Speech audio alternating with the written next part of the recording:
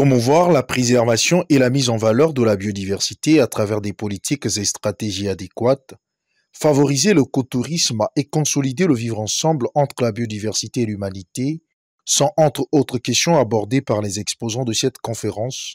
organisée par l'ONG Éveil d'Afrique, que dirige Huguin Kaya Mikala. La République du Congo dispose d'une biodiversité très riche,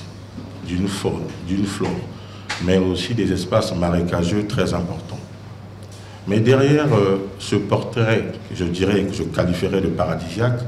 se cache en filigrane aussi une menace, car cette biodiversité est aussi menacée par l'activité anthropique, donc l'activité humaine. Il est donc important, compte tenu de la thématique de cette année, harmonie avec la nature et la biodiversité, de réfléchir sur la possibilité de capitaliser les dividendes économiques et sociaux derrière la préservation de la biodiversité. Durant les échanges qui ont meublé cette conférence, les exposants ont mis à profit de l'auditoire l'expérience approuvée de la mise en valeur de la biodiversité du parc zoologique et botanique de Brazzaville, renommé Zolandia. Pour préserver la biodiversité du parc zoologique, il était question que nous puissions mettre en place des mécanismes de développement, bien entendu, à travers